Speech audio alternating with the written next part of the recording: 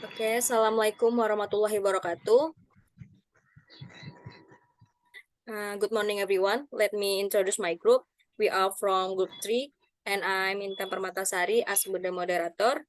And then my friend Devani Aura and Winda Arpadila. So today we will discuss the material, restrictive and non-restrictive adjective clause. The material will be presented by Winda. Winda, time is yours. Okay, thank you to moderator. I will to explain about is introduction to adjective clauses. An adjective or relative clause is one type of dependent clause. An adjective clause modifies a noun or pronoun or occasionally a word sentence. An adjective clause usually comes immediately after the word that it modifies. And in some cases, a prepositional phrase might come between a pronoun and an adjective clause. Yang dimana adjective clause adalah salah satu jenis klausa dependen yang merupakan klausa yang tidak dapat berdiri sendiri atau disebut juga sebagai dependent clause. Perannya adalah memodifikasi pronoun and noun dalam satu kalimat yang kompleks. And then klausa kata sifat itu memodifikasi kata benda atau kata ganti atau kadang-kadang pada keseluruhan kalimat. Biasanya klausa kata sifat muncul tepat setelah kata yang dimodifikasi. Dalam beberapa kasus, frasa preposisi mungkin berada di antara kata benda dan klausa kata sifat. Next slide.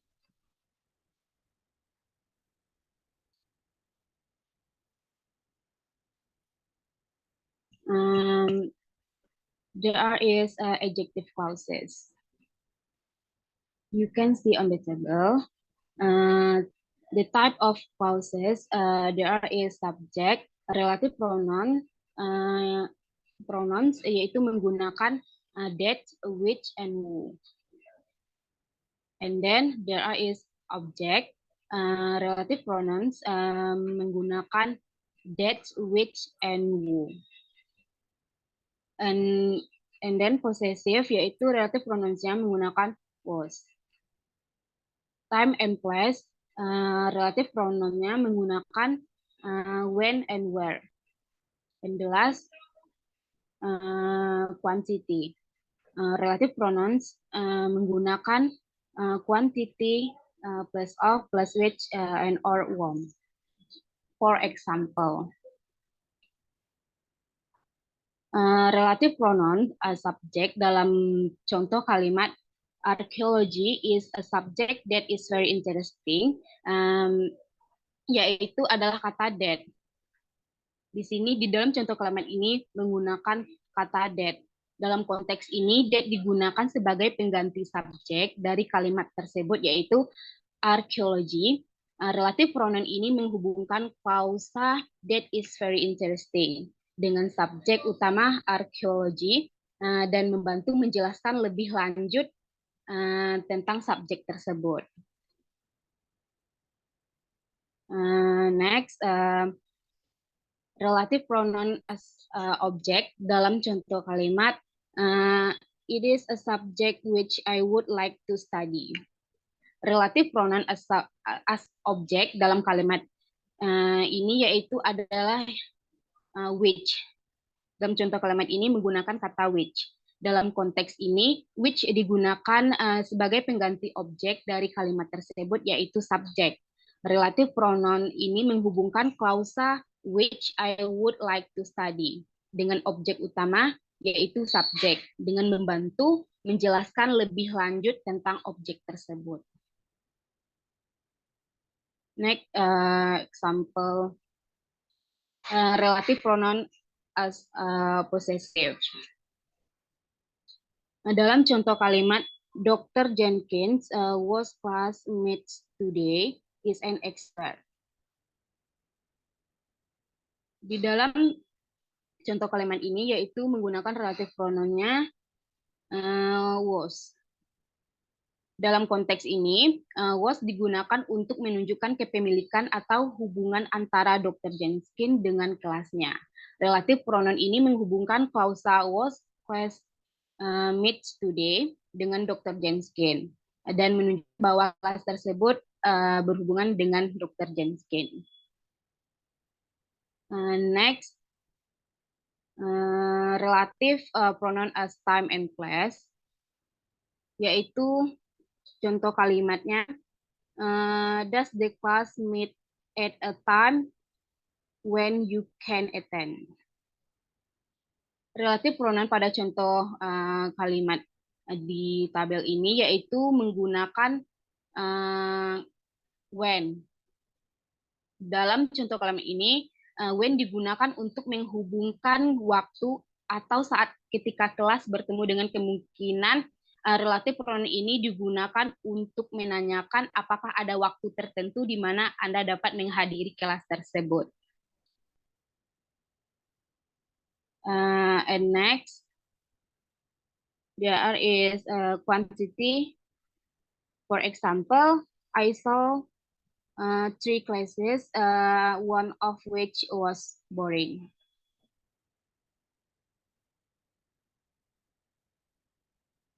Di dalam contoh kalimat ini, yaitu menggunakan relative pronouns which. Dalam contoh kalimat ini, which digunakan untuk mengacu pada salah satu dari 3 kelas yang telah disebutkan sebelumnya.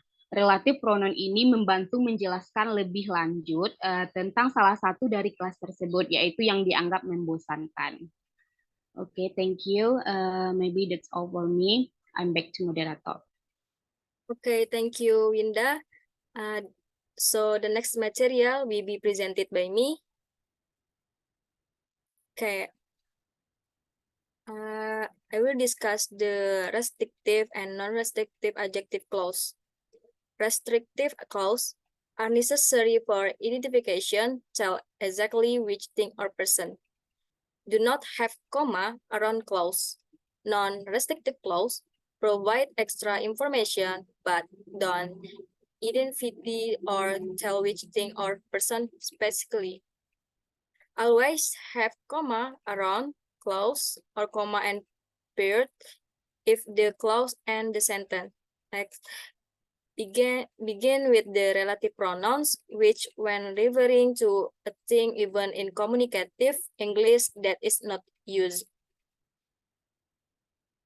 The next material, the next slide, restrictive adjective clause. We can see the slide.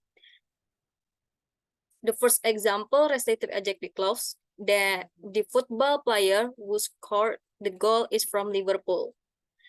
And next, the book which I'm reading is my cousin. And then the district where I live is near the post office. So, restrictive adjective clause. Restrictive adjective clause itu adalah, we can see the first example.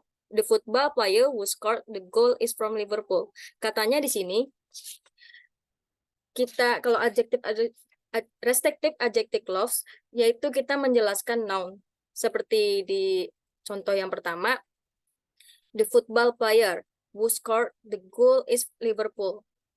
Nah, di sini kita menjelaskan noun-nounnya itu adalah football player. Kita jelaskan, who scored the goal is for Liverpool. Katanya, pemain bola yang mencetak gol itu berasal dari Liverpool. Dan yang perlu diingat, jadi restrictive adjective clause itu yaitu menjelaskan noun. The next slide, non-restrictive adjective clause. The first example, Mr. Tan, who is my English tutor, went to Korea last winter. The second, my dog, which is barking, is in the backyard. The third, Duhok, which is a beautiful city, is near Turkey. So, restrictive adjective clause yaitu menambahkan informasi tentang noun di akhir dengan 2 koma.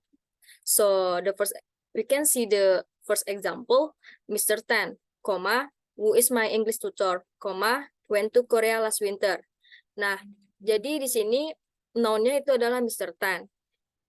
Kita tidak lupa kita kalau dalam menggunakan noun restrictive adjective clause itu menggunakan 2 koma. Sudah noun, kita kasih koma, terus kita tambahkan informasi kembali tentang si Mr. Tan. Katanya di sini, who is my English tutor? Katanya dia adalah tutor bahasa Inggris saya. Nah, dikasih koma kembali. Terus kita tambahkan kembali informasi tentang Mr. Tan itu. Went to Korea last winter. Katanya di sini dia pergi ke Korea saat musim dingin lalu. So, jadi di sini jelas pengertiannya Mr. Tan adalah tutor bahasa Inggris saya. Dia pergi ke Korea saat musim dingin lalu. So, we can remind non-restrictive adjective clause yaitu menambahkan informasi tentang noun yang diakhiri dengan 2 koma. So, maybe that's all for me. The next material will be presented by Devani Aura. Devani, time is yours.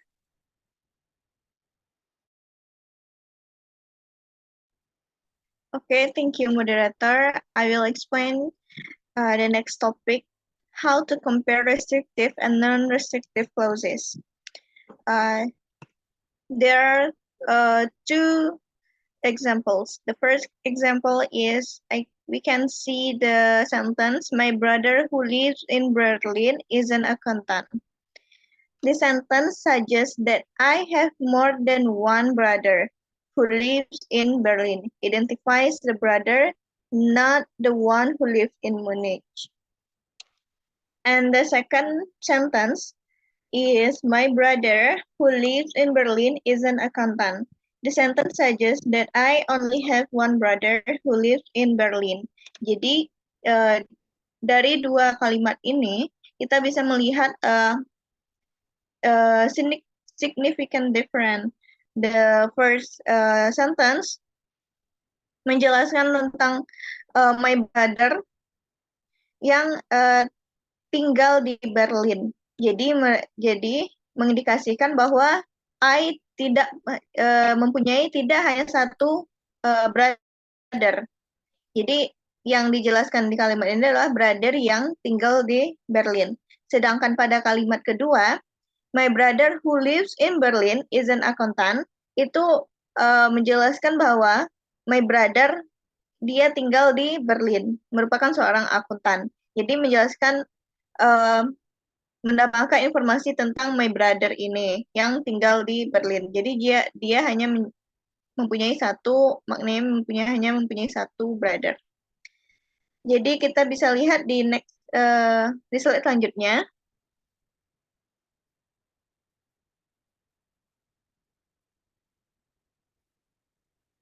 Thank you, which is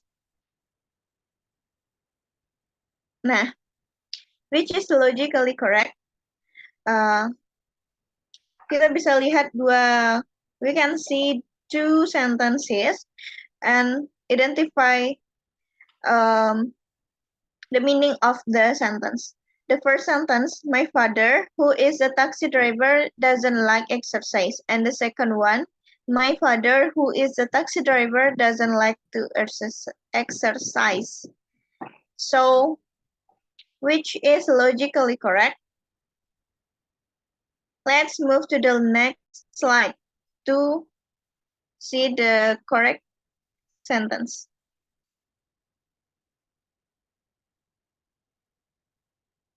Nah, the first sentence, my father, who is a taxi driver, doesn't like exercise, is the correct sentence because it means my father that have a job that have profession in as a taxi driver. And the second one, it means you have more than one father. Next slide. Next example. Which is correct between Paul Smith, who is an excellent researcher, is from England, or Paul Smith, who is an excellent researcher, is from England. please comment and let's check the answer. Next slide. We can see the answer. Nah. The first sentence, Paul Smith, who is an excellent researcher from England, note that proper nouns are considered already identified, so the adjective clause needs commas. And the second sentence is the correct one. Paul Smith, who is an excellent researcher, is from England. All right, next slide.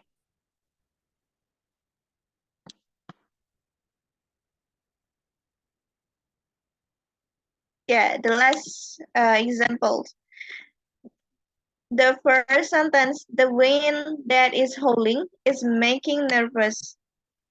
And the second sentence, the wind which is howling, making me nervous. Wait, which is correct. We can see the answer from the next slide, please.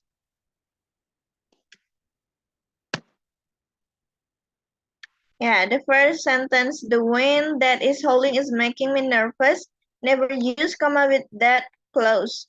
So if we use that as a connecting pronouns, relative pronouns, there is no commas before that.